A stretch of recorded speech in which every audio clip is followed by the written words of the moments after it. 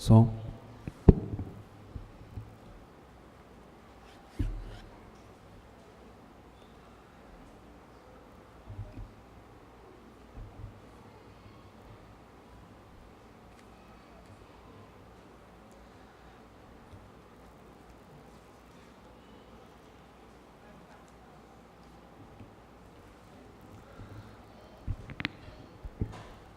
Muito bem, bom dia para todos. Que alegria poder passar essa manhã tão agradável com os irmãos, com a igreja. Para mim é uma satisfação muito grande, um prazer poder voltar aqui e compartilhar a palavra do nosso Deus com a igreja. Muito obrigado pela hospedagem, né? É muito bom. Essa noite a gente dormiu super bem, né? Na casa do nosso irmão Hélio. Foi um prazer realmente muito grande poder estar ali na casa do nosso irmão. E hoje nós vamos compartilhar um pouco mais da palavra de Deus juntos. E por mais uma vez, o meu desejo e a nossa oração é que o Senhor possa edificar a igreja, que a palavra do nosso Deus possa promover mudança em nosso caráter, na nossa vida, e que o fruto de tudo isso seja a exaltação e a glória do nome do nosso Deus, né? Que Ele seja louvado, que Ele seja engrandecido através da nossa vida, através do nosso testemunho, né? É muito bom poder vir aqui. Acredito que faz acho que 2 anos que a gente não vinha aqui, eu não vim aqui. A Maiara veio uma vez com o Thiaguinho, pequeno, e acho que fazia uns 2 anos que eu não vinha para Piracicaba. É muito bom poder ver pessoas novas, novos irmãos, pessoas que a gente não conhecia, outros que a gente não via, fazia bastante tempo. É bom matar a saudade. Eu sempre costumo pensar que há um hino que nós cantamos, um só rebanho, um só pastor, acredito que seja o 580, né? Uma só fé, um só Salvador. E nós fomos criados por pais diferentes, viemos de lares diferentes, de culturas diferentes, né? Eu mesmo sou pernambucano, acredito que aqui tenha paulistas, mineiros, acho que deve ter mais nordestinos também por aí, né? É muito bom. E como é bom saber que em Cristo Jesus nós somos um só povo, né? É muito bom saber que aqueles que fomos lavados e redimidos pelo sangue do Cordeiro de Deus, do Senhor Jesus, nós formamos uma única família, e vai chegar um dia onde outros povos, né, de outras línguas, outras nações, de outras tribos, estaremos na presença do nosso Rei por toda a eternidade, adorando a Ele, contemplando Ele na beleza e na totalidade de Sua santidade, falando um só idioma, adorando o nosso único e verdadeiro Deus e Senhor Jesus Cristo, né? E pode ser que seja hoje, né? Amém? Né? Por isso, pode ser que hoje nós acordamos no hoje é dia 18, né? Dia 18 de março, pode ser que hoje estejamos vivendo o dia do arrebatamento da igreja. Pode ser que a gente nem almoce, né? Essa reunião nem termine e a gente ouça o soar da trombeta e vamos nos encontrar com o nosso Rei nas nuvens e assim estar para sempre com Ele, né? Amém, né? Tomara que Ele volte. Ele fez a promessa e aquele que fez a promessa, Ele é fiel, né? A sua palavra irá cumprir-se totalmente, não vai ficar absolutamente nada sem cumprir, né? Ele vai cumprir toda a sua palavra. Muito bem, nessa escola dominical, eu gostaria de compartilhar com os irmãos alguns pensamentos a respeito da vida de um rapaz, de um jovem, que em meio a uma situação totalmente adversa, totalmente contrária àquilo que ele estava acostumado, foi inserido em uma situação totalmente desfavorável, totalmente contrário àquilo que ele havia aprendido desde pequeno. A sua vida teve uma mudança significativa. E é muito interessante nós observarmos qual foi a postura que ele tomou diante daquela situação. E antes de nós lermos o trecho, deixe-me perguntar, você já sentiu desânimo na sua vida espiritual? Já sentiu vontade de jogar tudo para o alto e falar, essa vida não é mais para mim. A palavra de Deus, ela nos diz que a vida cristã, ela é totalmente diferente daquilo que tem sido anunciado lá fora. Algumas igrejas, denominações pregam, olha, vem a Cristo que a sua vida vai se transformar por completo e você de um mendigo, você vai ser um mega empresário e vai ser feliz pelo resto da sua vida. Não é isso que a palavra nos apresenta, mas o Senhor Jesus disse, olha, no mundo vocês vão passar por aflições, vocês vão enfrentar muitos problemas, mas tenham bom ânimo porque eu venci o mundo. E graças a Deus que em Cristo Jesus nós somos mais do que vencedores, né?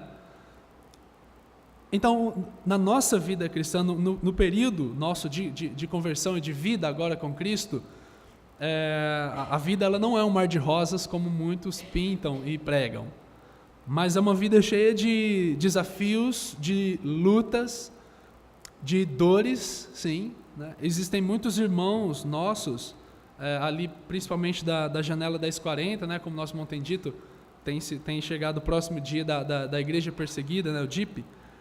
Existem irmãos nossos que nesse exato momento talvez a porta do salão de onde estão agora está sendo arrombada e estão perdendo a vida por causa do amor ao Evangelho e à causa de Cristo. É algo bem diferente daquilo que nós vivemos aqui no Brasil, que é um país livre. E por muitas vezes eu já me peguei, às vezes, passando por alguma provação, alguma dificuldade, e às vezes vem à nossa mente, chega, não quero mais, Senhor, por que aquele amigo que é descrente, a vida dele vai tudo bem, vai tudo de vento em popa, e por que eu, sendo um filho teu, eu estou passando por isso? Alguém já chegou a pensar isso ou só eu? Só eu? Mas quando nós olhamos para esses nossos irmãos que sofrem e que padecem por causa de perseguição e amor ao Evangelho, e quando nós olhamos para aquilo que a palavra de Deus aponta a respeito dos profetas, dos discípulos, dos apóstolos, aquilo que aqueles homens enfrentaram por amor a Cristo, eu me sinto envergonhado por muitas vezes me pegar pensando desse jeito. Às vezes uma dificuldade, um problema de saúde, às vezes um problema financeiro, às vezes um problema emocional, o que quer que seja. Nós somos levados Senhor, está ruim demais, as coisas estão difíceis aqui. Eu queria que nós olhássemos para o exemplo, para a vida de um jovem. Esse jovem se chama Daniel. Abra sua Bíblia no primeiro capítulo de Daniel, capítulo 1. E nós vamos ver que, diante da situação totalmente adversa, qual foi a postura que ele tomou diante do Senhor, qual foi ao que Daniel ele se apegou, no que foi firmada a sua vida, a sua fé, e qual foi o resultado dessa decisão, dessa escolha, né? Daniel capítulo 1,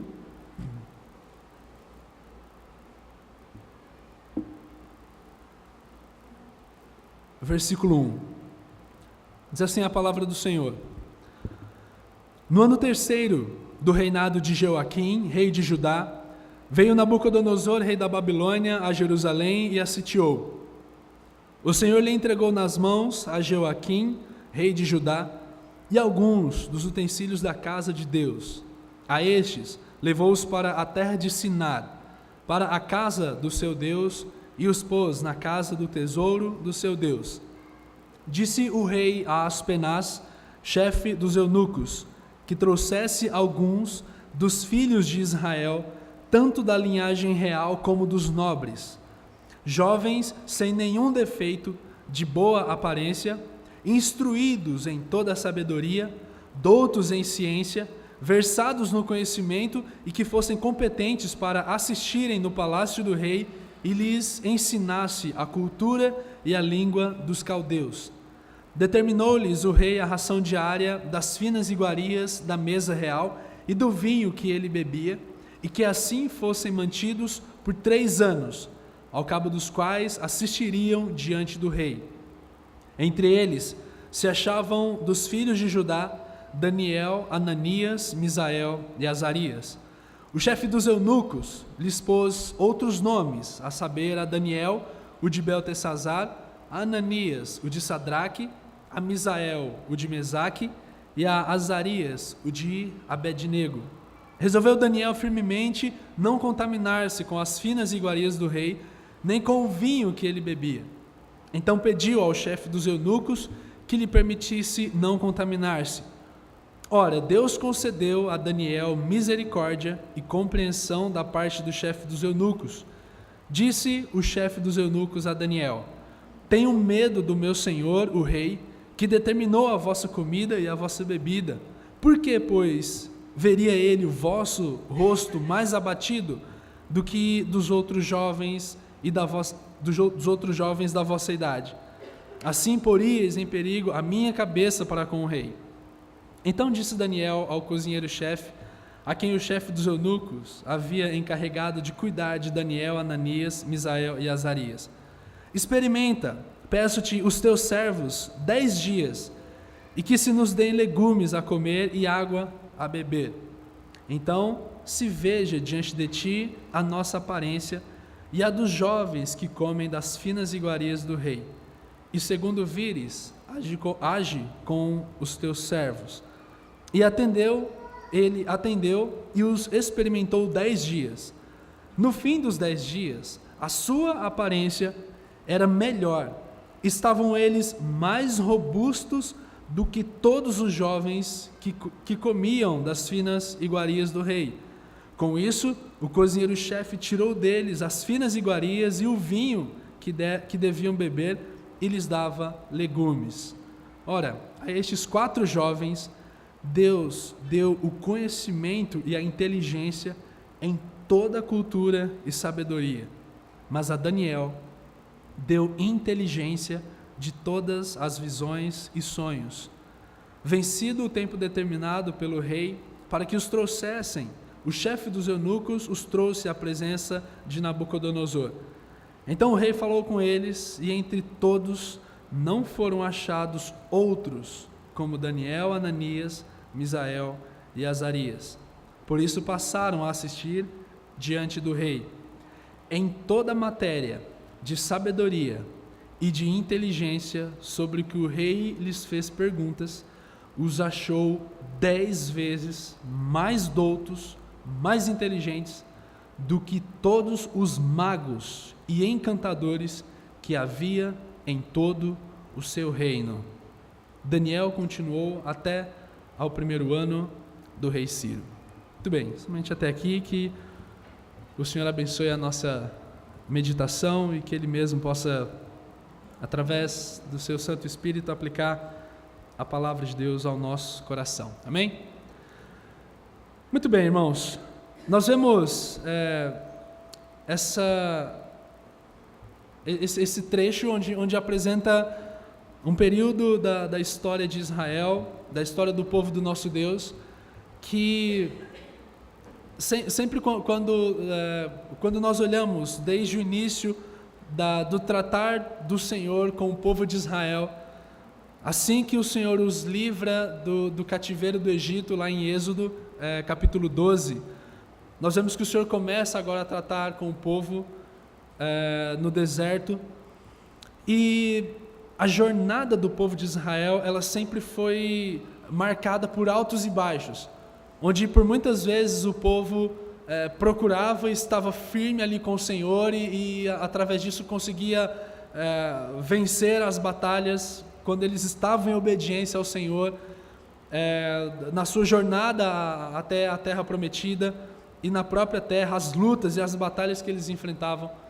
Isso era muito condicionado de como estaria a situação espiritual do povo. Se eles estivessem em obediência, o Senhor estaria com eles e os abençoaria e os livraria e entregaria outros povos e outras nações ao povo de Israel. Só que por muitas outras passagens e momentos do povo de Israel, a vida deles não estava de acordo com aquilo que o Senhor havia estabelecido. onde eles se esqueciam do Senhor, voltavam a servir, a adorar a outros deuses, e o Senhor os castigava, pesava a mão sobre eles. Nós vemos isso com muita frequência no livro de Números, né? O livro de Números, ele é conhecido como o livro das murmurações de Israel. O povo pôde contemplar o poder, as maravilhas do Senhor na terra do Egito. Eles puderam ver milagres, coisas que acredito que o nosso coração, né, a gente tem um desejo muito grande de poder ver aquilo, né? Eu sempre menciono que se eu pudesse ser algum personagem do Antigo Testamento, eu queria ser Moisés, né? Não sei se você já pensou, eu queria ser Davi, eu queria ser fulano. Aquele homem, ele pôde contemplar com seus olhos, ele pôde ver a comunhão que ele tinha com o Senhor. O próprio Senhor dá testemunho dele para Arão e Miriam, fala: olha, eu falo com Moisés, meu servo, face a face, como qualquer um fala ao seu amigo. E o povo pôde, através daquele homem, ver e enxergar as maravilhas do nosso Deus. O povo passou pelo meio do mar com o pé enxuto. O mar se abriu diante deles. Aquele episódio, a maravilha que foi o poder de Deus agindo no meio de Israel, é algo que faz com que a nossa mente, a nossa imaginação adorem ao nosso Deus, com que o nosso coração volte-se para Ele. O poder do nosso Deus vai além da matéria, vai muito além. E o Senhor fez com que o mar se abrisse e o seu povo, o povo que Ele escolheu por amor do seu nome, passasse e atravessasse o mar com o pé seco. E quando nós olhamos para a história do povo de Israel, mesmo eles tendo visto e tendo presenciado o poder de Deus, por muitas vezes o coração do povo sempre foi inclinado a adorar outros deuses, outros ídolos e a servi-los. E isso sempre provocou uma indignação muito grande no Senhor, um amor, um zelo tão grande que o Senhor tinha para com o seu povo. Eles simplesmente pegavam tudo isso e jogavam na lama, quando se prostravam e seguiam a outros deuses. Quando nós olhamos, por exemplo, para o livro dos Juízes, nós vemos também a mesma situação, onde há uma expressão-chave no livro que diz que naquele tempo não havia rei em Israel e cada um fazia aquilo que achava mais correto. Não havia uma verdade absoluta, a palavra de Deus totalmente esquecida, deixada de lado. O povo seguia os seus próprios pensamentos, e foi ali que o Senhor começou também a tratar com o seu povo de um modo diferente. E no livro dos Juízes nós vemos a seguinte situação: o povo firme, buscando ao Senhor, depois se esquecem, se desviam. O Senhor enviava um opressor, alguma nação inimiga para castigar o seu povo, para tratá-los. O povo se arrependia, clamava por perdão. O Senhor enviava então um juiz, um libertador, para que livrasse o povo daquele período de opressão que estavam passando. Eles eram libertos daquilo, depois voltava um ciclo vicioso, onde o povo se esquecia, o Senhor os castigava, eles clamavam, o Senhor livrava e assim por diante. E diante dessa situação do povo de Israel, havia promessas de que esse povo seria cativo. Viria uma nação forte, poderosa, com números de soldados incontáveis que fariam, e a mão do Senhor iria pesar sobre o seu povo. Eles seriam levados cativos. E é exatamente nesse episódio de Daniel que nós encontramos essa situação, onde o povo se depara agora, o povo de Israel se depara agora com uma nação que agora leva eles cativo, leva o povo como escravos. A cidade é totalmente destruída, o templo, todas as coisas sagradas é levado para uma outra terra. E o povo amado,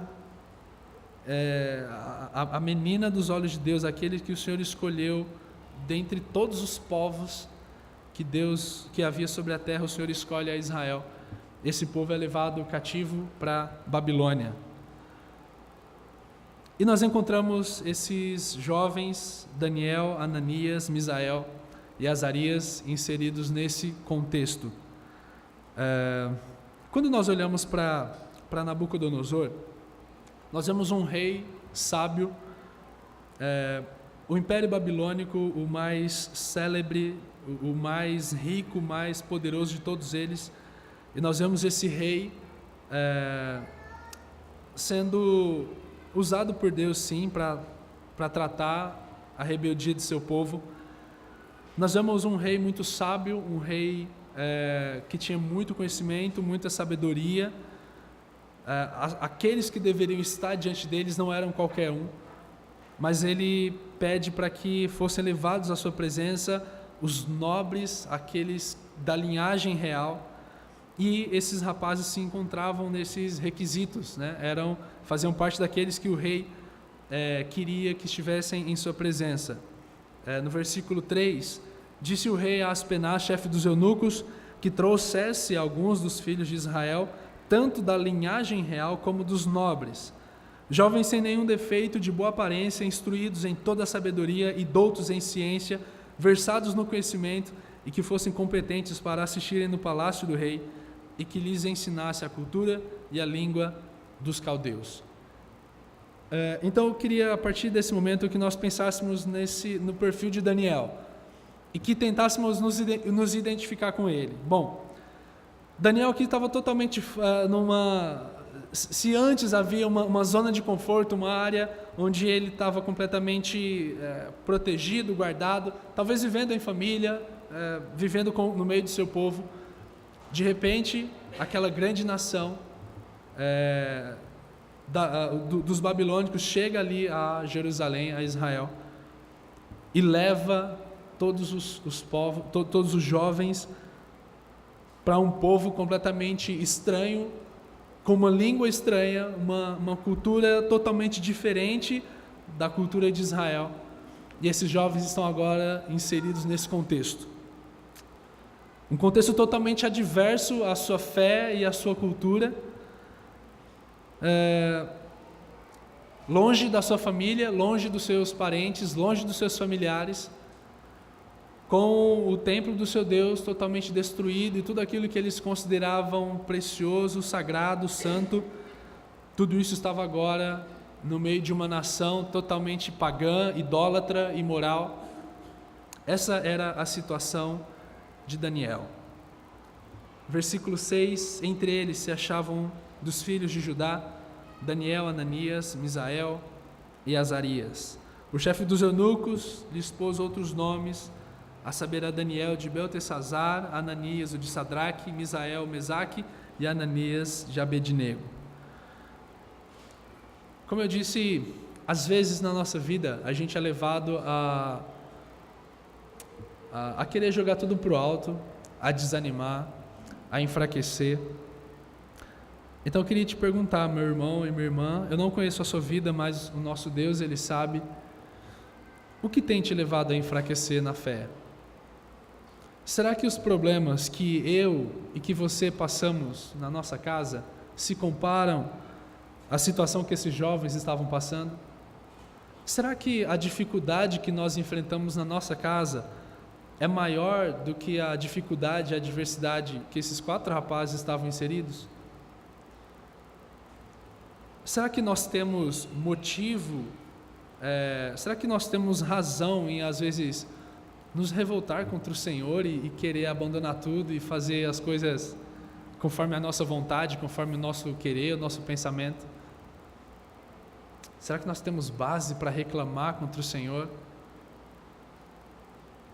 Poxa vida, Senhor, mas está muito difícil, por que a minha saúde não melhora? Por que eu estou doente? E se nós fôssemos falar sobre Jó?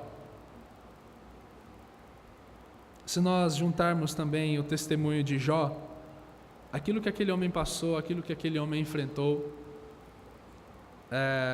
desprovido de tudo aquilo que ele tinha antes, também totalmente fora da sua zona de conforto, perdeu os filhos, talvez algumas famílias aqui saibam o que é a dor de perder um ente querido, perder alguém da família que você ama.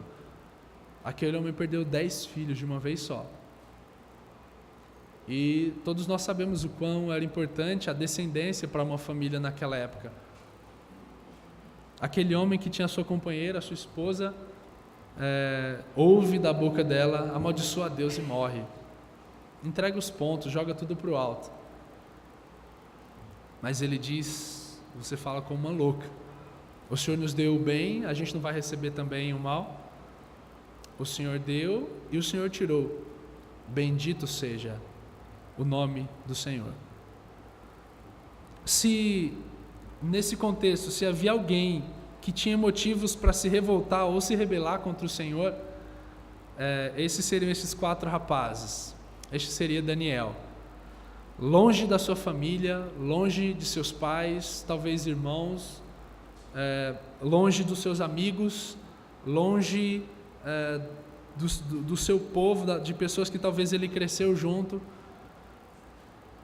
longe da sua cultura. Ele poderia falar: agora sim é que eu vou aprontar todas. Por que adianta toda a nossa fidelidade, tudo aquilo que nós servíamos ao Senhor?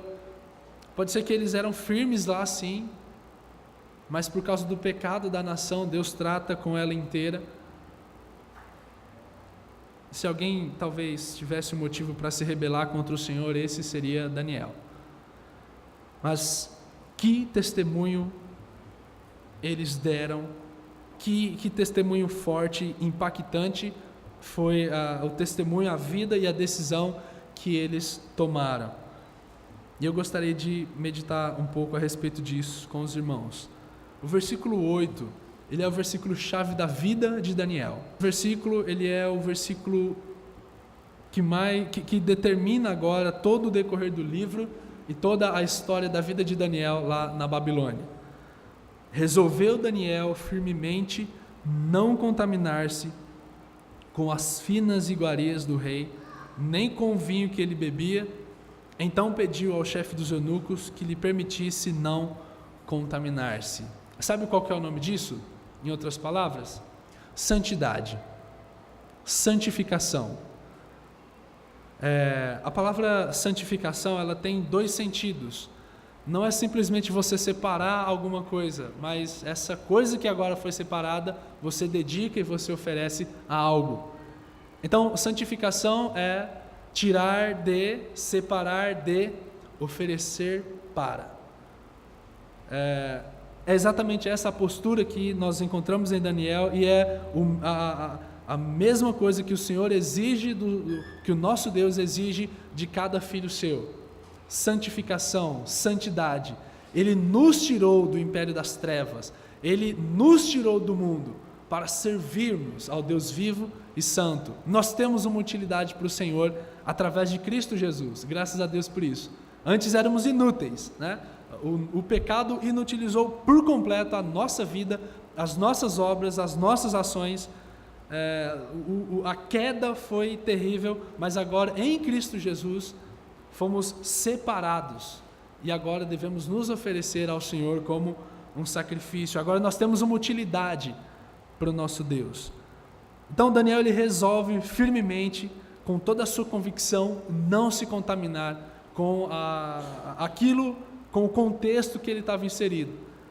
E depois eu quero inclusive orientar os irmãos: estudem sobre a cultura da Babilônia, uma cultura totalmente idólatra, imoral, indecente, depravada. Eles resolvem não contaminar-se com aqueles tipos de comida. Todo aquele banquete, tudo aquilo que era servido ali, havia uma idolatria por trás daquilo. Eram cultos pagãos, oferecidos a deuses, a ídolos pagãos. Por isso, a postura deles é não contaminar-se com aquele contexto que eles estavam inseridos. Irmãos, hoje nós vivemos num mundo que a palavra de Deus nos diz que ele jaz no maligno.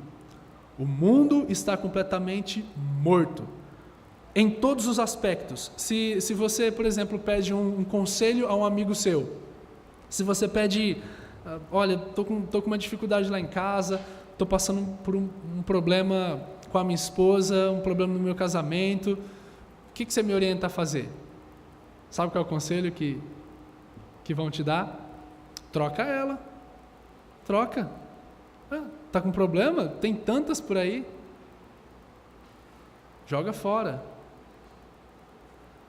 Se você que é solteiro, pede um conselho a um amigo seu, o que você acha sobre namoro, essas coisas?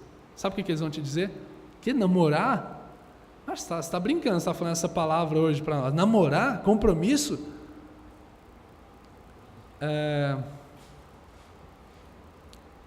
Existe uma mentalidade tão depravada, tão corrompida nos dias de hoje,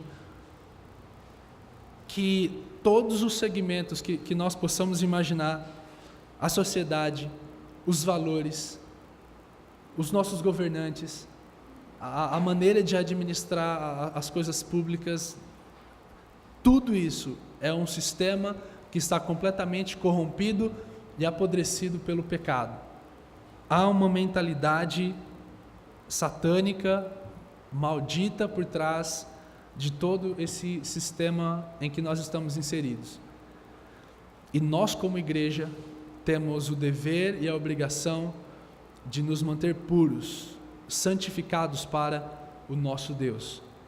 Nós estamos neste mundo, mas não temos que compactuar das coisas dele. É um desafio. Em João 17, o Senhor, ele fala isso para os discípulos: Pai, na oração sacerdotal do Senhor Jesus, Pai, não peço que os tires do mundo, mas que os livres do mal.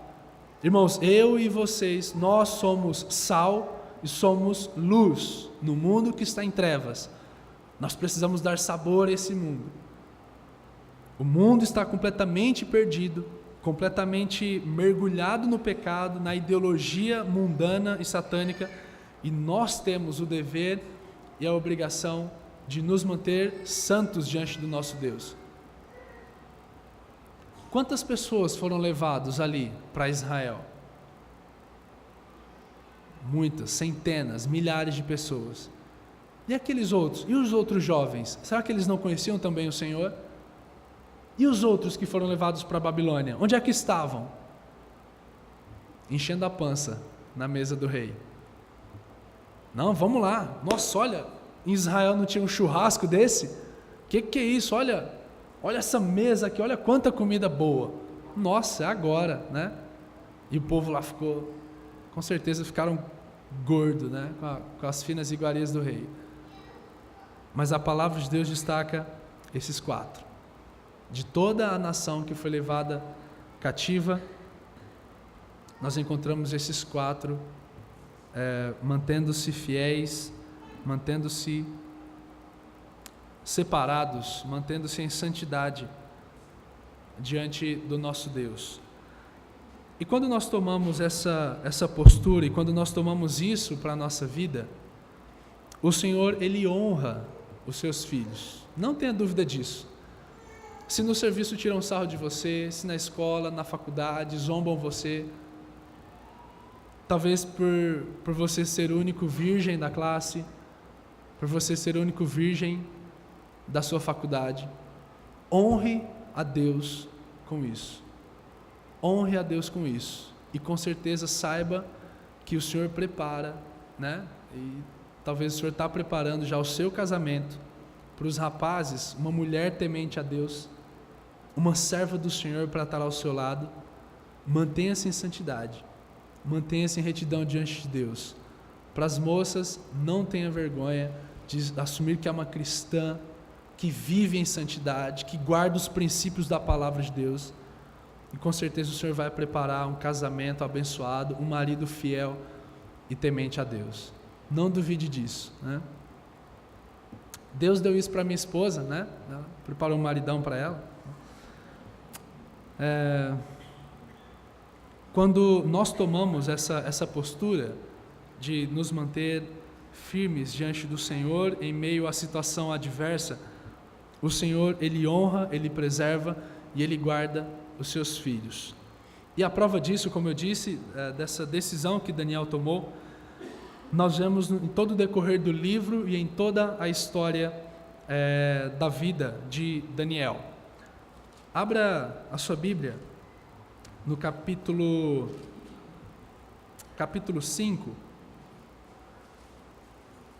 Capítulo 5.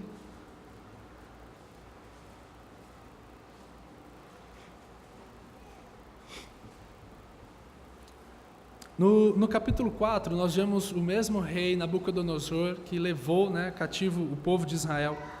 Nós vemos o Senhor o fazendo pastar como um animal, mostrando que quem é Altíssimo, quem é o Altíssimo, quem é o Deus verdadeiro, é somente o Senhor dos céus, e Ele faz com que aquele homem se humilhe, vá realmente ao pó, até lá embaixo, e reconheça depois quem é verdadeiramente Deus e o Senhor.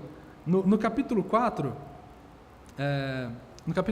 versículo 34, mas ao fim daqueles dias, eu, Nabucodonosor, levantei os olhos ao céu, tornou-me a vir o entendimento, e eu bendisse o Altíssimo, e louvei e glorifiquei ao que vive para sempre, cujo domínio é sempre eterno e cujo reino é de geração em geração. Que declaração é essa de Nabucodonosor?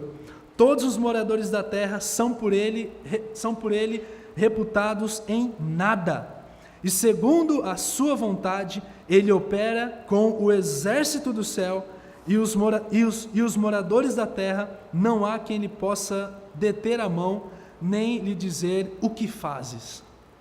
Olha as palavras que esse homem está dizendo a respeito do Senhor. Tão logo me tornou a vir o entendimento, também para a dignidade do meu reino, tornou-me a vir a minha majestade e o meu resplendor. Buscaram-me os meus conselheiros e os meus grandes. Fui restabelecido no meu reino, e a mim me ajuntou extraordinária grandeza.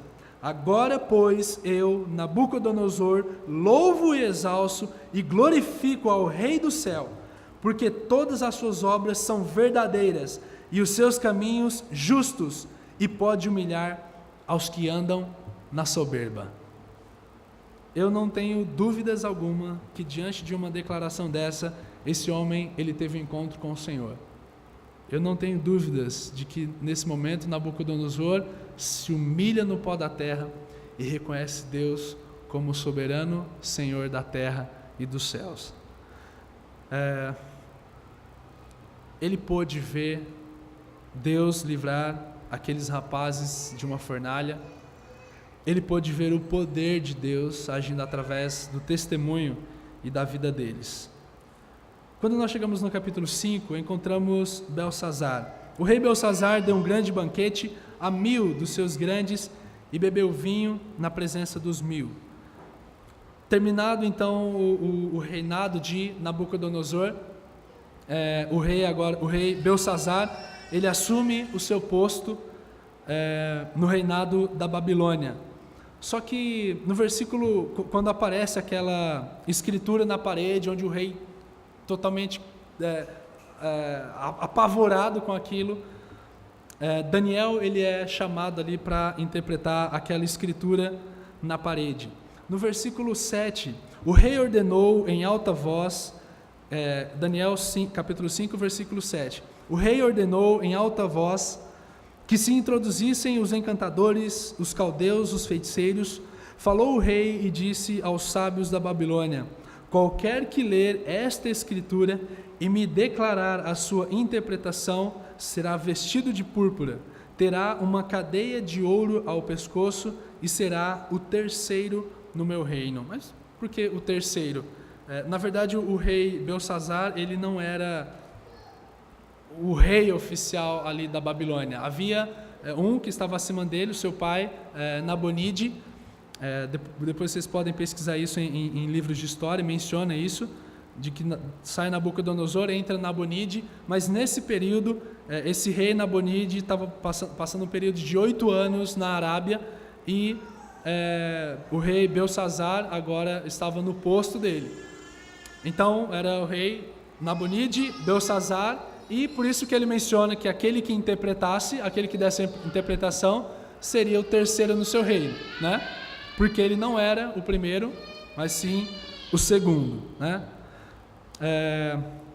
Quando Daniel ele interpreta no versículo 24, então da parte dele foi enviada aquela mão que traçou esta escritura. Esta, pois, é a escritura que se traçou, Mene, Mene, Tekel e Parsim. E esta é a interpretação daquilo. Mene, contou Deus o teu reino e deu cabo dele. Tekel, pesado foste na balança e achado em falta. Pérez, dividido foi o teu reino e dado aos medos e aos persas.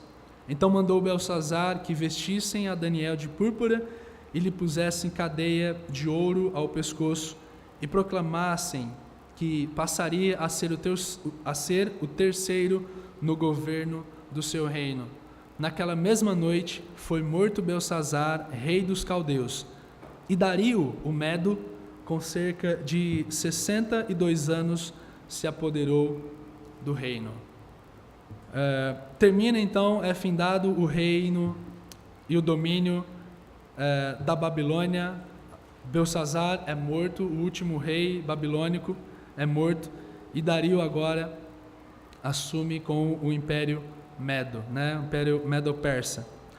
E Daniel ele permanece ali. Quando surge o decreto agora, nesse capítulo 6, a respeito de que toda a oração, toda a petição deveria ser feita ao rei, Daniel, por mais uma vez, ele se mantém firme, ele se mantém incontaminado, totalmente puro diante do Senhor. Do capítulo 6, versículo 26, versículo 25, Daniel 6 e 25. Então o rei Dario escreveu aos povos, nações e homens de todas as línguas que habitam em toda a terra: paz vos seja multiplicada. Faça um decreto pelo qual, em todo o domínio do meu reino, os homens tremam e temam perante o Deus de Daniel. Porque Ele é o Deus vivo e que permanece para sempre. O seu reino não será destruído e o seu domínio não terá fim. Ele livra e salva e faz sinais e maravilhas no céu e na terra. Foi ele quem livrou a Daniel do poder dos leões. Daniel, pois, prosperou no reinado de Dario e no reinado de Ciro, o persa. Irmãos, quando nós olhamos para a vida de Daniel, quando nós olhamos para as suas decisões, para o seu testemunho, isso repercutiu na nação inteira. Reinos foram se levantando, foram surgindo, e o testemunho daquele rapaz, daquele homem, daquele senhor, permaneceu intacto. E reis, grandes reis, conheceram a Deus, se prostraram perante o Senhor por causa da vida dele.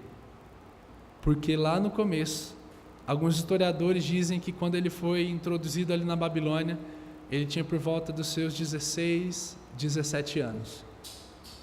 E ele resolveu firmemente não contaminar-se. Capítulo 12 de Daniel, já vamos encerrar. Só mais alguns minutos. Daniel 12 até 11:35, Flávio? 35? 40? Não, né? Daniel 12, versículo 13. Tu, porém, segue o teu caminho até ao fim, pois descansarás e ao fim dos dias te levantarás para receber a tua herança. Irmãos, na primeira carta de Paulo aos Coríntios, 15:58, a gente encontra o seguinte: portanto, meus irmãos, sede firmes e inabaláveis, sempre abundantes na obra do Senhor, sabendo que no Senhor o vosso trabalho não é em vão. todas as nossas obras agora em Cristo, toda a nossa ação, ela jamais vai ser em vão. E pode ser que você esteja fazendo um trabalho tão pequeno aos olhos humanos, talvez tão insignificante, mas sabe que para Deus isso tem grande valor. E nunca vai ser em vão. Nunca vai ser em vão. Um versículo que você vai levar para um amigo seu, uma oração que você vai fazer na casa da sua vizinha, isso nunca vai ser em vão. Todo o nosso trabalho, tudo aquilo que nós produzimos para o Senhor não é em vão. Uma coisa interessante, quando se finda um período político nos nossos dias de hoje, quando é eleito, né, um novo presidente, governador, senador, essas pessoas têm muitos assessores, né? São pessoas que são nomeadas por eles, né? E, não, agora você vem aqui trabalhar comigo. É uma coisa muito comum, né? Entrou um novo presidente, sai aquele presidente antigo com os seus assessores e ajudantes e tudo mais, e entram novos ali. Vocês contaram por quantos reinos Daniel passou? Nabucodonosor, Belsazar, Dario e Ciro. 4 reinos, 4 reis se passaram e Daniel permaneceu ali na corte. Sabe o que é isso? Fidelidade. De quem? Do nosso Deus para com Daniel. Por quê? Porque ele não se contaminou, ele não compactuou das coisas que ele estava inserido. Fidelidade, irmãos, 4 reis, 4 impérios surgiram ali e Daniel permaneceu. Para finalizar, abra sua Bíblia em 1 João, 1 João capítulo 2.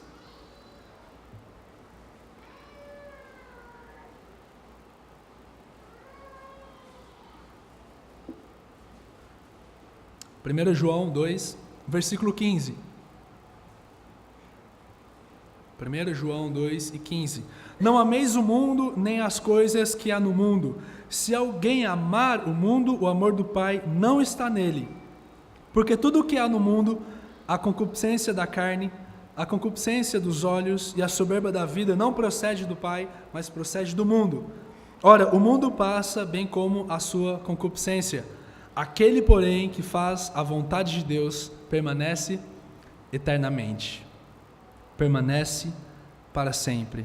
Isso nós vemos na vida de Daniel, o seu exemplo, a sua fidelidade. E a mesma coisa o Senhor exige, Ele quer, Ele tem direito e Ele aprecia dos irmãos de Piracicaba.